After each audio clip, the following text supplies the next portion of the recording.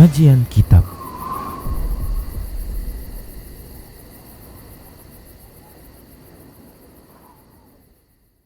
Bismillah, assalamualaikum warahmatullahi wabarakatuh. Innal hamdalillah nahmaduhu wa nasta'inuhu wa nastaghfiruh wa na'udzu billahi min shururi anfusina wa min sayyiati a'malina.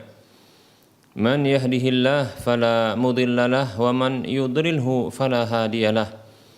Wa asyhadu an la ilaha illallah wahdahu la syarika lah. وأشهد أن محمدًا عبده ورسوله صلى الله عليه وسلم. قال الله تبارك وتعالى: يا أيها الذين آمنوا اتقوا الله حق تقاته ولا تموتن إلا وأنتم مسلمون. يا أيها الناس اتقوا ربكم الذي خلقكم من نفس واحدة وخلق منها زوجها وبث منهما رجالا كثيرا ونساء واتقوا الله الذي تساءلون به والأرحام إن الله كان عليكم رقيبا. يا أيها الذين آمنوا اتقوا الله وقولوا قولا سديدا يصلح لكم أعمالكم ويغفر لكم ذنوبكم ومن يطع الله ورسوله فقد فاز فوزا عظيما.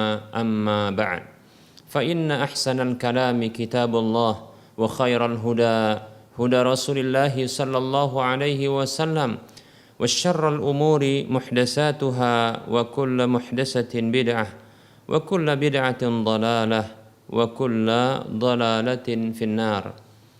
Para muslim, para hamba Allah rahimani wa rahimakumullah, kita bersyukur kepada Allah Subhanahu wa taala atas semua kebaikan dan kenikmatan yang Allah telah berikan kepada kita. Selawat dan salam tak lupa kita ucapkan untuk nabinya Muhammad sallallahu alaihi wasallam. Semoga kelak kita bertemu dengan beliau sallallahu alaihi wasallam di akhirat kelak dalam kondisi kita berbahagia, lebih-lebih di surga Allah Jalla fil Ula. Para hamba Allah rahimani wa rahmakumullah, para pemirsa Rosyad TV dan para pendengar radio Medan Mengaji di mana saja Anda berada, a'azzani Allah wa iyyakum jami'a. Kita akan lanjutkan pembahasan akidah tauhid dalam bahasan al-wala wal bara. Al-wala maknanya adalah loyalitas, kecintaan yang diarahkan kepada orang-orang beriman karena keimanan dan ketaatan yang ada pada mereka kepada Allah Subhanahu wa taala. Berkasih sayang dengan mereka, saling tolong-menolong dengan mereka, dan bersikap tulus terhadap mereka dengan senantiasa memberikan nasihat kepada mereka. Ini disebabkan karena adanya keimanan dan ketaatan yang ada pada mereka. Baik para hamba Allah, inilah makna al-wala yang dituntut, yang disyariatkan. Kemudian al-bara maknanya adalah berlepas diri, benci, yaitu berlepas diri dan benci kepada musuh-musuh Allah dari kalangan orang-orang musyrik, kafir dan munafik. Disebabkan karena kekufuran, kesyirikan dan kemunafikan yang ada pada diri mereka. Menjauhi dan berlepas diri dengan apa saja atau dari apa saja yang menjadi keyakinan, kemudian menjadi ritual keagamaan atau menjadi kekhususan, ya, kebiasaan-kebiasaan menjadi kekhususan mereka. Demikian para muslim rahimani wa rahimakumullah. Nah, kita berikut ini akan menjelaskan tentang hal-hal yang wajib bagi setiap muslim untuk bersikap terhadap orang-orang kafir selain dari orang kafir yang memerangi kaum muslimin. Yang ini tentunya tidaklah termasuk ke dalam bentuk loyalitas yang diharamkan. Baik para hamba Allah rahimani wa rahimakumullah, pada pertemuan sebelumnya kita telah menyebutkan 4 macam atau 4 jenis orang kafir. Yang pertama adalah kafir mu'ahad, yaitu orang kafir yang tinggal di negeri mereka, negeri kafir mereka. yang mereka ini memiliki kesepakatan dan perjanjian damai genjatan senjata dengan negeri kaum muslimin. Demikian, ini kafir mu'ahad. Orang-orang seperti ini tidaklah diperangi, demikian. Kemudian yang kedua adalah kafir, orang kafir zimmi, yaitu ahlu zimmah, yang mereka orang-orang kafir yang bergabung ke dalam negeri kaum muslimin dan mereka berlindung di negeri kaum muslimin, baik itu perorangan maupun berupa sebuah negeri mereka yang bergabung dan berlindung menginduk kepada negeri kaum muslimin dengan syarat adanya pembayaran jizyah, yang ini menuntut kaum muslimin untuk melindungi, mengayomi mereka, memberikan perlindungan kepada jiwa, harta, kehormatan, bahkan anak turunan mereka, demikian.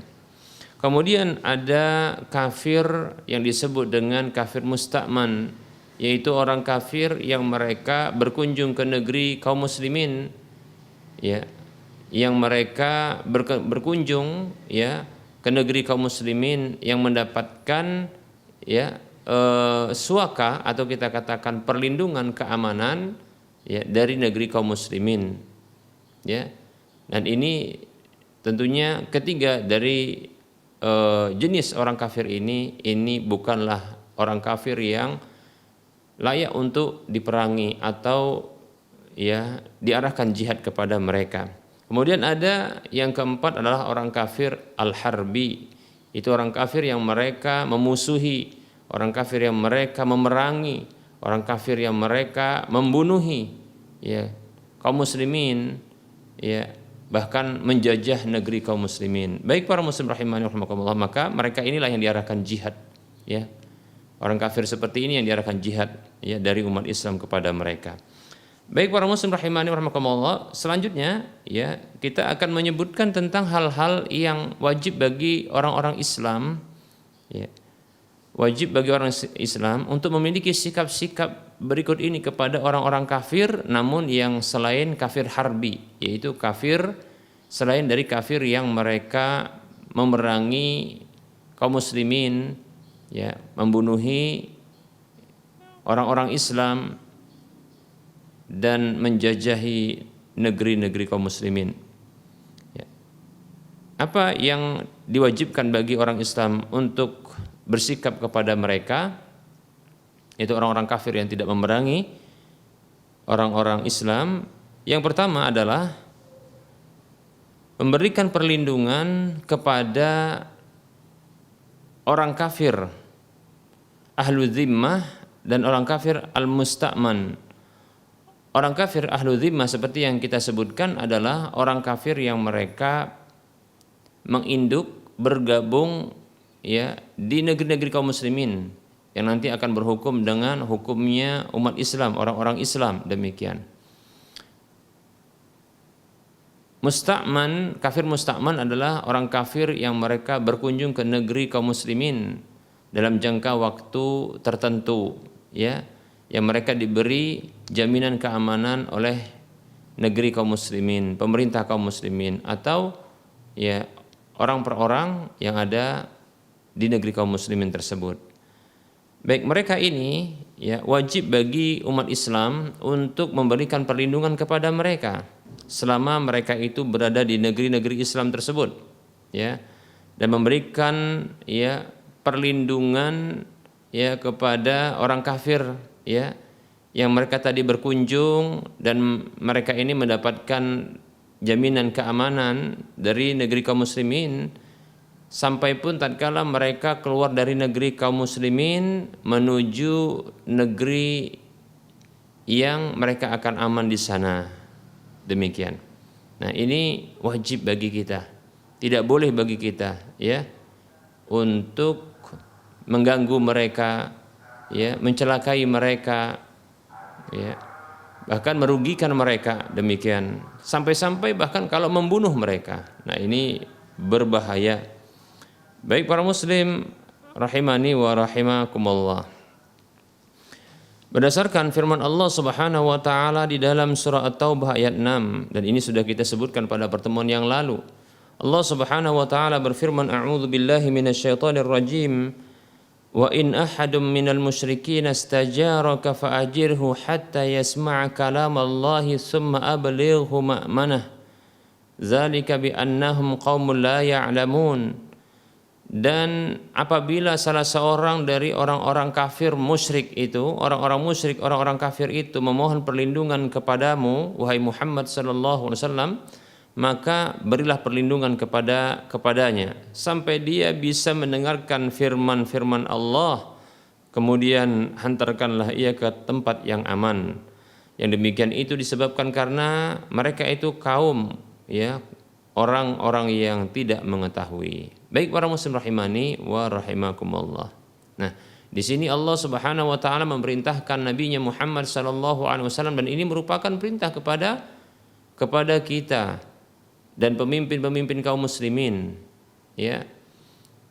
Dan kaum muslimin secara menyeluruh, ya, untuk memberikan keamanan, memberikan perlindungan kepada orang kafir yang minta suaka, yang minta perlindungan atau sudah diberikan perlindungan, jaminan keamanan, jaminan, ya, perlindungan kepadanya. Maka tidak boleh kita mengkhianati, ya, perlindungan tersebut. Walaupun contohnya bukan kita yang memberikannya, tapi yang memberikannya adalah penguasa kita atau salah satu dari seorang kaum muslimin, saudara-saudara kita, memberikan keamanan kepadanya. Maka tidak boleh kita mencelakainya, merugikannya, bahkan sampai membunuhnya. Na'udzubillahi min dzalik, ya. Baik para muslim rahimani wa rahimakumullah. Nah, apabila telah diberikan jaminan keamanan, telah diberikan jaminan perlindungan, ya, lalu ada sebahagian dari kaum muslimin yang merugikannya, menimpakan kerugian kepadanya, memberikan kemudaratan kepadanya, bahkan mungkin, ya, mengambil harta sampai membunuhnya, ya, maka yang seperti ini, ya, yang seperti ini merupakan bentuk, ya, memperburuk citra Islam, yaitu di mana seorang muslim, ya, tidak bisa menjaga amanah, di mana, ya, seorang muslim, ya, dia tidak diajarkan oleh agamanya untuk bersifat amanah dan menjaga amanah, dan tidak membantu sesama muslim untuk menjaga amanah tersebut. Nah, demikian, ya. Oleh karenanya, nah, ini merupakan bentuk pelanggaran amanah apabila kita menimpakan keburukan, ya, kepada orang-orang kafir yang sudah diberikan perlindungan, yang sudah, ya, diberikan jaminan keamanan. Demikian. Nah, jangan sampai Islam itu rusak citranya karena ulah kita. Demikian para muslim rahimani wa rahimakumullah. Ya, berikan perlindungan kepadanya. Nah, perintah ini adalah perintah wajib, ya, tentunya perintah wajib. Wajib kita memberikan perlindungan bila telah dijamin keamanan dan perlindungan untuknya, untuk orang kafir tersebut. Demikian, ya. Para muslim rahimani wa rahimakumullah. Nah, merusak citra Islam ini tentunya hal yang besar dosanya, ya. Membuat orang lari dari ajaran Islam, ya, ini merupakan dosa besar. Demikian para muslim rahimani wa rahimakumullah. Sampai-sampai Allah saja memerintahkan Nabi Muhammad SAW untuk memberikan perlindungan kepada orang-orang kafir yang meminta suaka dan perlindungan seperti ini. Demikian, ya. Maka hendaknya kita menjaga amanah tersebut, bahkan membantu saudara kita untuk menjaga amanah itu, ya, agar mudah-mudahan, ya, lewat saudara kita atau lewat perlindungan yang diberikan kepada orang kafir itu, ya, ini menjadi sebab datangnya hidayah Allah Subhanahu wa taala kepada orang kafir tersebut, ya. Demikian, ya. Betapa banyak kita dapatkan orang-orang kafir yang mereka terpukau dan tertarik dengan akhlak-akhlak mulia dari umat Islam, ya, akhlak mulia dari umat Islam. seperti sifat amanah, sifat jujur, ya demikian, interaksi yang baik dan seterusnya, ya sampai pun dalam urusan ya keamanan seperti ini, perlindungan yang ini menyelamatkan jiwanya, ya demikian. Maka hendaknya kita bantu ini, kita bantu. Mudah-mudahan ya, mudah-mudahan kita pun akan kecipratan pahala, ya kecipratan pahala. Lebih-lebih apabila dengan sebab perlindungan yang diberikan tersebut kepada orang kafir, nah itu menjadi jalan ya baginya untuk mendapatkan hidayah Allah Subhanahu wa taala. Demikian para hamba Allah rahimani wa rahimakumullah. Baik, hal berikutnya yang diwajibkan bagi setiap muslim ya untuk memiliki sikap tersebut kepada orang-orang kafir yang bukan memerangi, yang tidak memerangi umat Islam adalah bersikap adil ketika memberlakukan hukum di tengah-tengah orang kafir. Ya, begitu juga bersikap adil ketika memberikan putusan hukum, ya, yang ini terkait dengan orang kafir dengan orang Islam, ya demikian. Jadi antara orang kafir satu dengan yang lainnya, atau orang Muslim dengan orang Islam bahkan, ya harus bersikap adil, demikian, harus bersikap adil, ya. Demikian. Nah, tentunya ini bagi orang yang ditunjuk untuk memberikan hukum di tengah-tengah mereka. Ya, seperti contohnya adalah ya orang-orang ahlu zimmah yaitu orang-orang kafir yang menginduk, yang bergabung dengan negeri kaum muslimin, baik itu perorangan, kelompok, atau kita katakan berupa sebuah negara, demikian. Menginduk kepada negeri kaum muslimin, berhukum dengan hukum Islam. Maka wajib ketika itu ya para hakim-hakim dari kalangan kaum muslimin, tentunya mereka yang dijadikan hakim, kan begitu, itu memutuskan perkara antara sesama orang Islam, antara sesama orang kafir, atau antara orang Islam dengan orang kafir, satu dengan yang lainnya, itu wajib diberlakukan secara adil. Demikian ya, adil. Baik para muslim rahimani warahmatullah, dan banyak kita dapatkan juga ya sifat adil ini menjadi sebab masuk Islamnya ya penduduk dari kalangan ahlu zimmah, orang-orang kafir yang mereka menginduk dan berlindung ke negeri kaum muslimin, bergabung dengan negeri kaum muslimin. Kita dapatkan ya mulai dari kisah para khulafaur rasyidin ketika mereka menjadi khalifah, ya. Demikian pula selanjutnya sampai kepada kekhalifahan umat Islam seterusnya, ya. Di mana orang-orang kafir ini mereka begitu terpukau dan tertarik dengan Islam disebabkan ya salah satu sikap yang mereka dapatkan adalah keadilan dari orang Islam atau dari pemerintah kaum muslimin. Demikian, ya. Kita tidak pungkiri bahwasanya kita membenci kekufuran yang ada pada orang kafir tersebut. Kita membenci kesyirikan yang ada pada kemusyrikan ya, pada orang-orang musyrik tersebut, kan begitu. Dan kita membenci kemunafikan orang-orang munafik, ya, yang ada pada diri mereka tersebut, tentu, ya. Tapi tidaklah kita lantas berlaku tidak adil, demikian, ya. Karena Allah Subhanahu wa taala berfirman di dalam surah Al-Maidah ayat 8, Allah mengatakan a'udzu billahi minasyaitonir rajim. Wala yajrimannakum syana'anu qaumin ala alla ta'dilu i'dilu huwa aqrabu littaqwa wattaqullaha innallaha khabirum bima ta'malun. Allah berfirman yang artinya, dan janganlah mendorong kalian kebencian kepada satu kaum itu untuk bersikap tidak adil, berlaku adillah. Ia itu merupakan satu yang sangat dekat, ya, sangat berpotensi mendekatkan kepada ketakwaan, ya. Adil, berlaku adillah dia itu, yaitu keadilan itu lebih dekat kepada ketakwaan. Bertakwalah kepada Allah, sesungguhnya Allah Maha mengetahui apa yang kalian lakukan. Baik para muslim rahimani wa rahimakumullah. Makna ayat ini adalah ya Allah Subhanahu wa taala melarang kita umat Islam, ya, melarang kita, ya, untuk berlaku tidak adil, ya, ketika kita memiliki kebencian kepada satu kaum.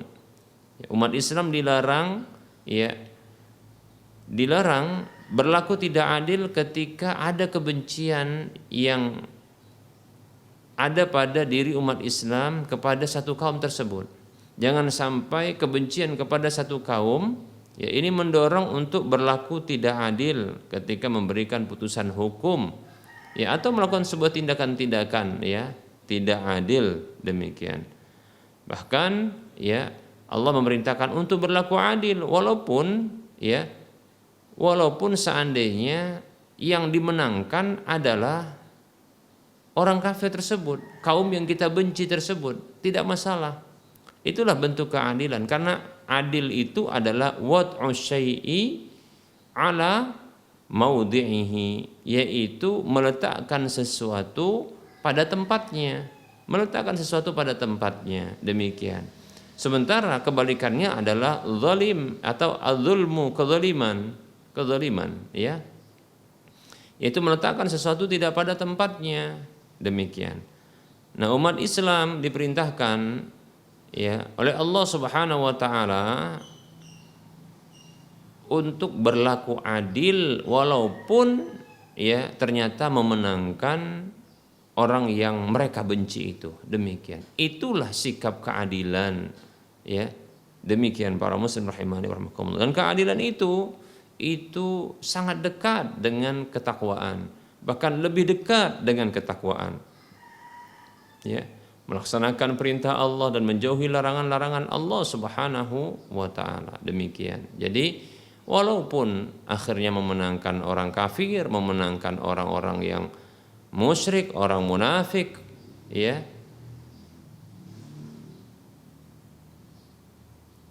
namun demikianlah yang dituntut, yaitu berlaku adil ketika memang mereka layak, ya, untuk mendapatkan, ya, sikap adil tersebut. Demikian para muslim rahimani wa rahimakumullah.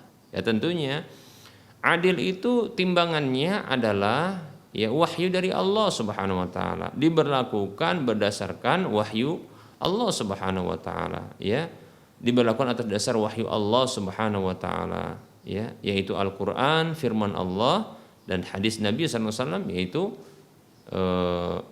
sabda Rasulullah sallallahu alaihi wasallam atau perbuatan Nabi atau petunjuk Nabi sallallahu alaihi wasallam yang terdapat dalam hadis-hadis beliau sallallahu alaihi wasallam. Demikian para muslim rahimani wa rahimakumullah.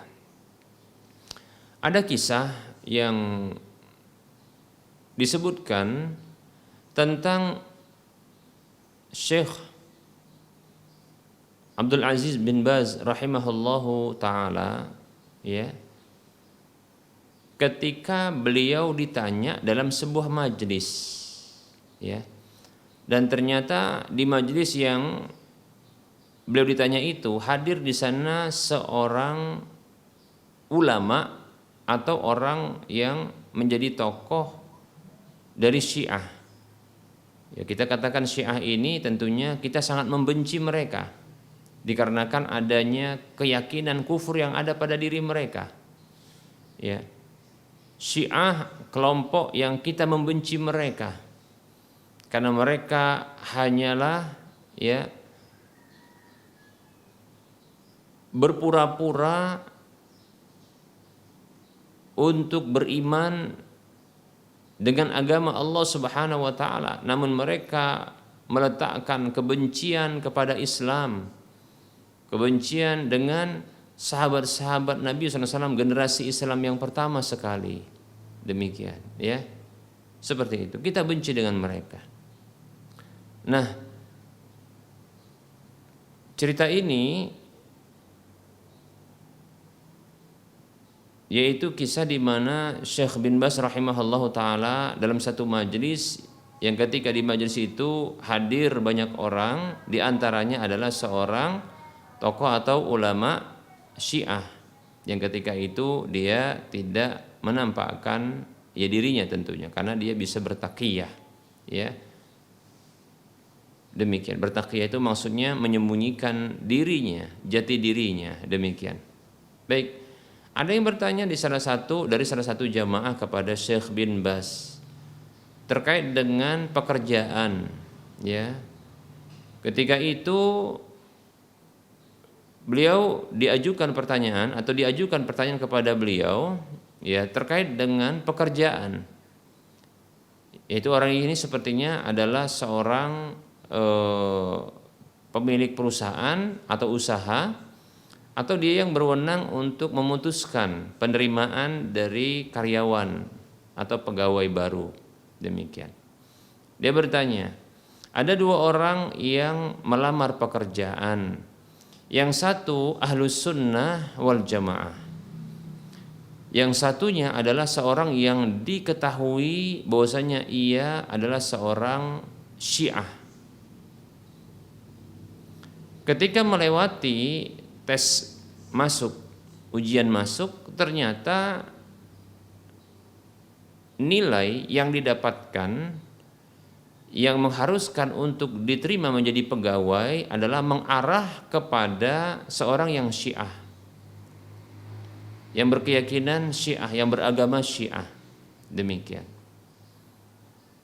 Jadi nilai yang membuat ya diterima, ya, layak diterima sebagai pegawai atau karyawan di tempat tersebut adalah seorang yang Syiah, yang beragama Syiah, demikian, ya. Baik para muslim rahimani wa rahimakumullah. Apa yang harus dilakukannya? Itu pertanyaannya kurang lebih demikian, ya. Apa yang harus dilakukannya? Apakah dia harus menerima seorang ahlus sunnah wal jamaah namun dengan keterbatasannya, kekurangannya, ataukah ya menerima seorang orang yang berkeyakinan dengan keyakinan agama Syiah, demikian, tapi ya dengan kapabilitas ya dalam pekerjaan tersebut, demikian. Maka Syekh bin Baz rahimahullahu taala menjawab dengan pertanyaan, menjawab dengan timbangan syar'i, ya. Beliau menyebutkan firman Allah Subhanahu wa taala di dalam surah Al-Maidah ayat 8 ini, ya. Itu Allah berfirman, a'udzu billahi minasyaitonir rajim, wa la yajrimannakum syana'anu qaumin 'ala alla ta'dilu i'dilu huwa aqrabu littaqwa wattaqullaha innallaha khabirum bima ta'malun. Ya, janganlah mendorong kalian kebencian kepada satu kaum itu untuk berlaku tidak adil. Berlaku adillah, itu lebih dekat kepada takwa. Bertakwalah kepada Allah, sesungguhnya Allah Subhanahu wa taala Maha mengetahui apa yang kalian lakukan. Maka beliau memfatwakan berdasarkan ayat ini dan berdasarkan dari hasil ujian ya tersebut, maka hendaklah berlaku adil. Ya, memang tes ujian tersebut kan diberlakukan ya untuk melakukan seleksi siapakah yang pantas untuk mendapatkan atau berhak ya mendapatkan pekerjaan tersebut. Nah, ternyata ini mengarah kepada orang yang berkeyakinan Syiah. Maka Syekh bin Baz tetap ya menyatakan untuk berlaku adil kepada orang Syiah tersebut, yaitu menjadikan dia sebagai pegawai, demikian. Mendapat jawaban seperti ini atau mendengar jawaban seperti ini, seorang Syiah atau tokoh Syiah yang hadir dalam majelis itu, maka ketika itu dia beralih menjadi seorang ahlus sunnah, demikian. Mengapa? Karena dia mengetahui bahwasanya ya kebencian kepada satu kaum ini membuat ya untuk tidak menerima sama sekali apa saja ya tidak menerima apa saja, tindakan apa saja. Ya. Termasuk dalam hal-hal seperti ini. Andaikan dalam kondisi dibalik seorang Syiah yang ketika itu menerima pekerja atau membuka peluang lowongan kerja, lalu ada seorang Sunni dan seorang Syiah, ya Ahlus Sunnah wal Jamaah dengan seorang Syiah, maka tentu yang dikedepankan dan didahulukan adalah seorang Syiah, walaupun dengan keterbatasan kemampuannya. Demikian. Dan akan terafkirkan, tersingkirkan seorang ahlu sunnah walaupun ketika itu ya layak untuk ya mendapatkan pekerjaan tersebut. Demikian dalam bayangan ya tokoh Syiah tersebut, ya. Itu dalam bayangannya. Kalaulah terbalik tentunya demikian. Tapi ternyata ahlu sunnah wal jamaah ya tidak demikian. Nah, ini dia menilai bahwasanya ya, ini kejujuran dalam ya Ahlus Sunnah wal Jamaah, ya, kejujuran dan keadilan yang benar, ini sikap yang benar. Tentu sikap yang benar ya, yang diajarkan ini kepada umatnya menunjukkan benarnya agama tersebut, ya. Sehingga inilah yang membuatnya beralih menjadi seorang Ahlus Sunnah wal Jamaah. Dia meninggalkan Syiahnya, demikian. Seperti itu. Maka kita katakan begitulah, ya ini merupakan bentuk dakwah. Ya, ketika kita berpegang dengan akhlak-akhlak mulia, ketika kita berpegang dengan prinsip-prinsip yang sangat esensi, yang sangat substansi dalam Islam ini, ya, maka ketahuilah ini bisa menjadi dakwah. Demikian para muslim rahimani wa rahimakumullah. Jadi dakwah itu bukanlah hanya dengan lisan seperti ceramah yang kita sampaikan ini, ya, kajian yang kita sampaikan ini bukan hanya dengan terbatas seperti ini saja. Ceramah itu banyak, ya, dakwah itu banyak, ya. Di antaranya adalah ya dengan akhlak-akhlak mulia, ya, akhlak-akhlak mulia yang ini merupakan akhlak yang diajarkan dalam Islam kepada umat Islam. Demikian. Andaikan umat Islam mereka berakhlak dengan akhlak Islam, ketahuilah insya Allah ya perlahan tapi pasti maka umat Islam ini mudah diterima oleh orang-orang ya selain mereka. Mengapa? Dengan akhlaknya saja yang bagus, maka itu menunjukkan kebagusan agama ini. Dengan akhlak yang mulia, maka bila diberlakukan oleh umat Islam ini, maka orang lain akan menganggap ini menunjukkan kemuliaan agama ini. Seseorang yang dia berakhlak dengan baik kepada orang lain, ya, maka orang lain ini akan berkeyakinan itu menunjukkan baiknya agama ini. Karena tidaklah seseorang itu melakukan sebuah hal kecuali atas dasar didorong oleh keyakinan. Nah, keyakinan inilah yang tersimpulkan dalam prinsip-prinsip agama. Demikian para muslim rahimani wa rahimakumullah, ya. Nah, oleh karenanya umat Islam, mari kita kembali kepada agama kita. Wahai umat Islam, mari kita kembali kepada ajaran Nabi kita Muhammad sallallahu alaihi wasallam. Bukankah Nabi kita Muhammad sallallahu alaihi wasallam diutus untuk menyempurnakan akhlak? Kata beliau sendiri yang mengatakan, hadis ini hadis yang dikeluarkan oleh Imam Ahmad dalam musnadnya. Kata Nabi sallallahu alaihi wasallam, "Innama bu'istu liutammima salihal akhlaq." Dalam ungkapan yang masyhur adalah innama bu'istu liutammima makarimal akhlaq. Ya. Kata Nabi sallallahu alaihi wasallam yang maknanya tentunya sama, ya. Sesungguhnya kata beliau sallallahu alaihi wasallam, sesungguhnya aku hanyalah diutus untuk menyempurnakan akhlak yang mulia. Dalam riwayat Ahmad tadi disebutkan akhlak yang saleh, untuk menjadi orang yang saleh, begitu ya. Akhlak yang baik, demikian. Nah, akhlak yang baik para muslim rahimani wa rahimakumullah, ya. Akhlak itu adalah sebenarnya inti dari akhlak adalah pemenuhan hak. Siapa saja yang punya hak diberikan haknya tersebut, demikian, ya. Ketika seseorang itu memberikan hak kepada pemilik hak, maka sesungguhnya itulah akhlak yang mulia, demikian, akhlak yang baik, demikian. Seperti itu.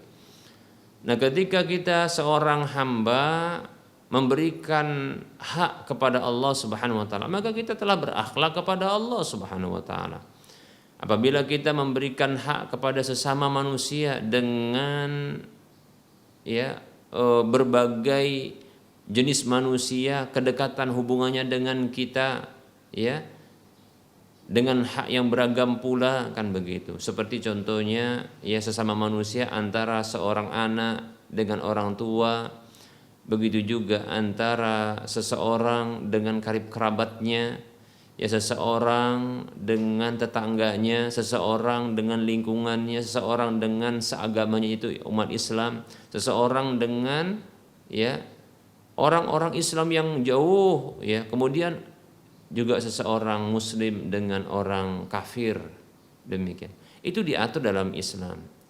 Bila diberikan haknya, maka ketahuilah ini merupakan bentuk akhlak mulia, demikian. Bahkan Islam juga mengatur tentang akhlak kepada ya makhluk yang lainnya, seperti ya makhluk yang kasat mata dengan makhluk yang tidak kasat mata.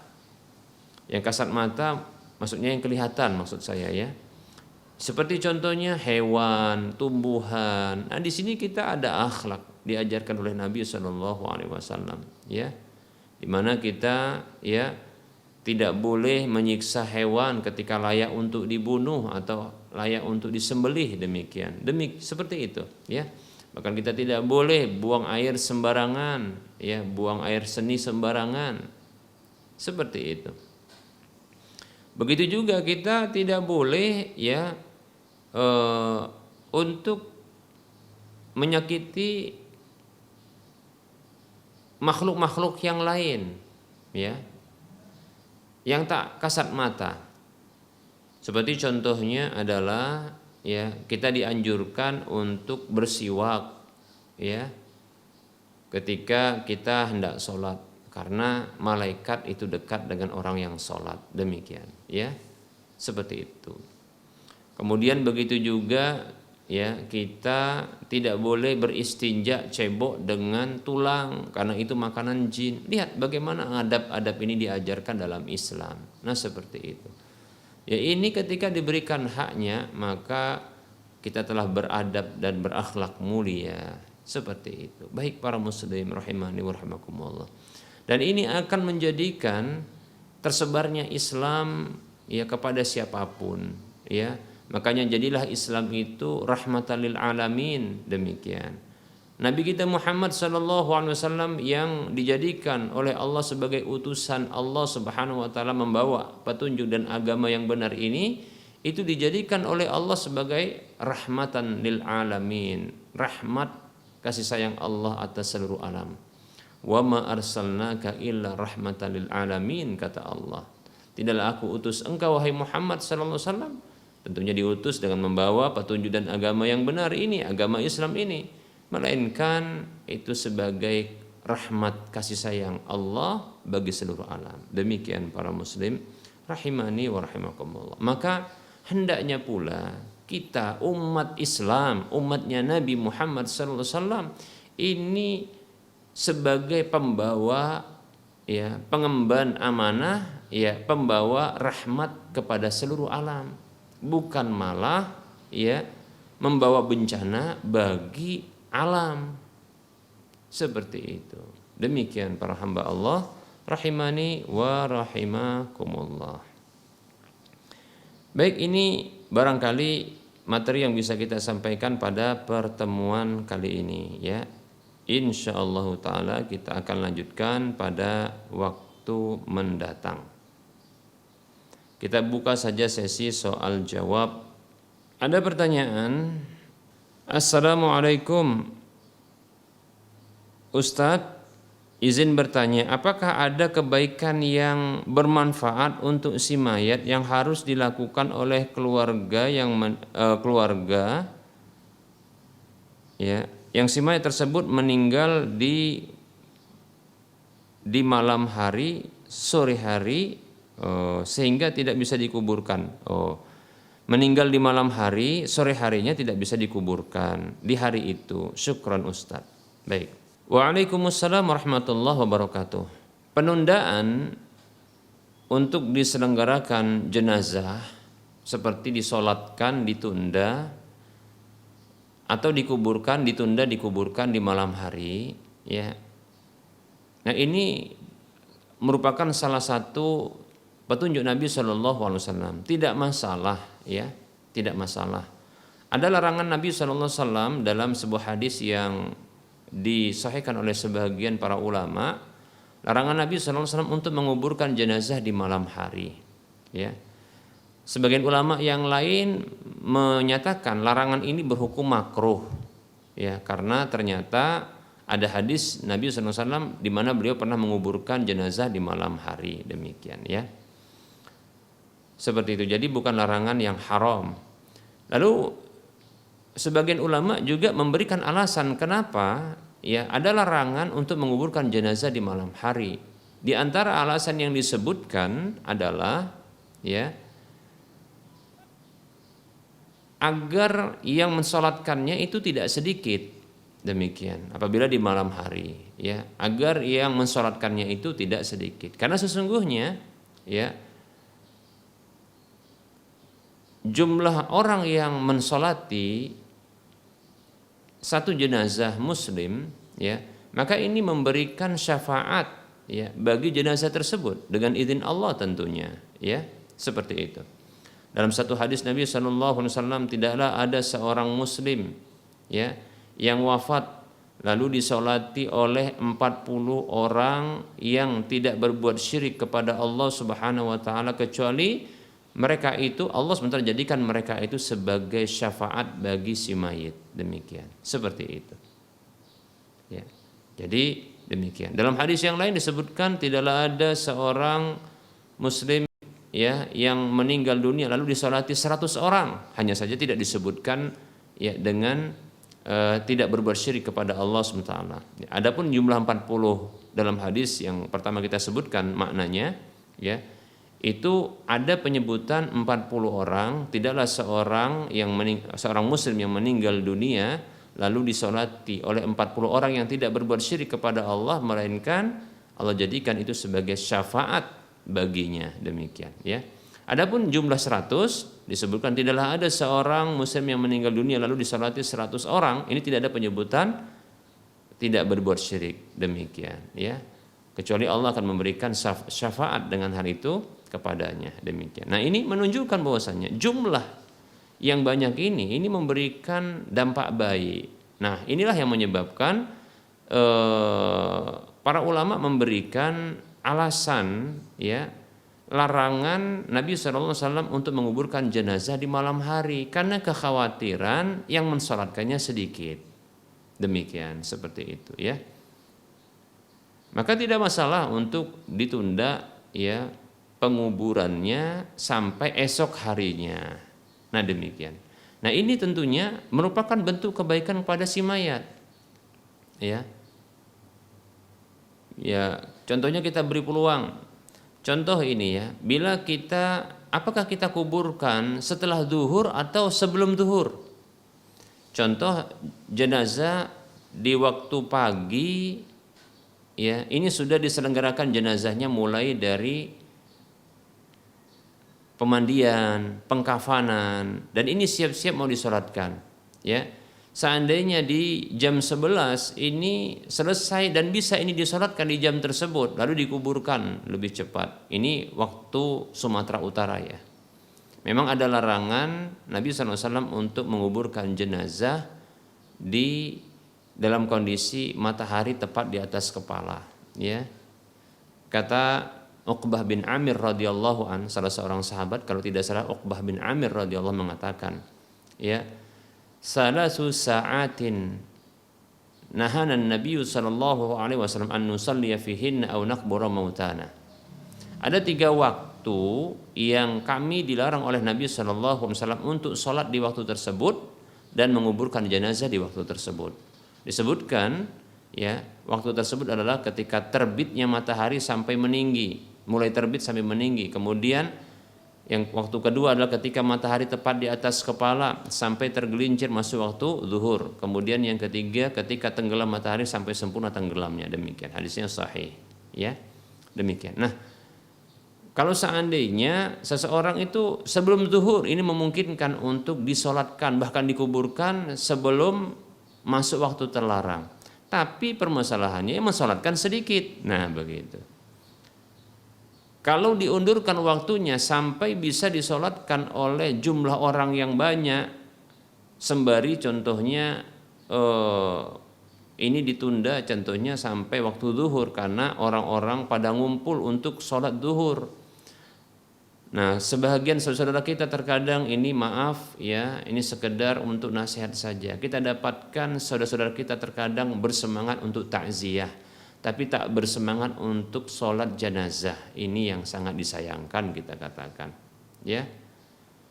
Jumlah mereka banyak, tapi yang mensolatkan sedikit. Ini sangat disayangkan. Nah, terkadang ya tapi ini bagus juga, ya. Bagusnya maksudnya kepada pihak lain, itu pihak pihak keluarga si mayit, yang mereka menunda nanti sampai waktu zuhur. Kenapa? Kalau waktu zuhur potensi sangat besar untuk disolatkan dengan jumlah yang lebih banyak. Nah, seperti itu. Yaitu orang-orang tersebut yang sholat zuhur tentunya akan sholat jenazah. Seperti itu. Masya Allah. Makanya saya condong bahwasanya bila ditunda di waktu zuhur atau setelah zuhur disolatkan jenazah tersebut, saya condong ini merupakan bentuk kebaikan kepada jenazah atau si mayit tersebut. Selain kita banyak mendoakannya, walaupun ya belum dikuburkan, dan setelah dikuburkan juga demikian. Tapi ini diantara bentuk kebaikan yang bisa bermanfaat bagi si jenazah tersebut. Demikian. Wallahu ta'ala a'lam. Assalamualaikum. Waalaikumsalam warahmatullah. Izin tanya Ustaz, bagaimana jika saya tidak menuruti menghantarkan permintaan ibu saya untuk vaksin COVID dengan alasan ibu ada penyakit bawaan? Apakah saya anak yang durhaka dan tidak berbakti? Jazakallahu khaira.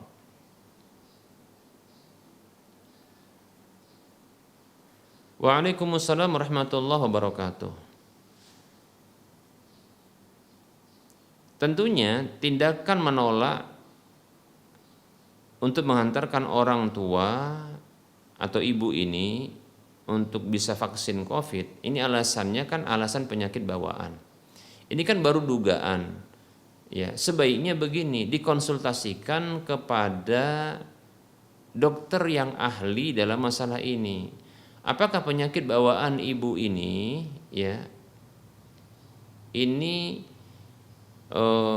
memberikan dampak buruk ketika menerima vaksin COVID? Nah, tentunya kan pihak tenaga medis yang mereka akan memberikan vaksin COVID ini bukanlah orang yang sembarangan dan serampangan di dalam memberikan pemberian vaksin itu, menyuntikkan vaksin tersebut. Ya, tentunya akan ditanya terlebih dahulu apakah ada penyakit bawaan. Yang jelas prosedural yang mereka lakukan. Oleh karenanya ini hanya sekedar dugaan. Lantas apabila orang tua marah padahal nanti prosedural yang diberlakukan di rumah sakit atau di puskesmas atau di tempat-tempat yang nanti ada tenaga medis ketika melakukan vaksin COVID tersebut Ketika anak menduga dengan dugaan seperti ini, lantas dia menolak permintaan orang tua yang sebenarnya ini belum tentu akan menerima vaksin, karena nanti akan ada proses interview dulu barangkali. Dugaan saya demikian, karena petugas medis tersebut bukanlah serampangan mereka melakukan vaksin COVID tersebut, demikian. Kalaulah sampai membuat orang tua ini marah, maka tentunya kemarahan mereka itu beralasan. Apakah lantas bisa jadi anak durhaka? Sangat-sangat bisa, dan itu bentuk tidak berbakti. Maka kita katakan tidak masalah, Kalau kekhawatiran kita tadi ini bagusnya dikonsultasikan, karena kita katakan betapa banyak ya orang itu menolak alasan yang kita berikan ketika kita tidak ahli dalam memberikan, kita tidak orang yang bukan yang berkompeten dalam hal tersebut, lalu kita memberikan alasan, itu permasalahannya. Kalau dalam hal ini kan cukup ditanyakan kepada kepada orang yang ahli ya. Sebelum melakukan melakukan vaksin, ini cukup ditanyakan kepada tenaga medis yang ahli. Contohnya, maka saya beritahu, hantarkan saja orang tua ke tempat di mana vaksin COVID itu diberlakukan. Sudah, sebagai bentuk bakti kita kepada orang tua. Lalu, di depan orang tua kita temui seorang dokter yang barangkali di situ senior atau yang bisa dimintai keterangan.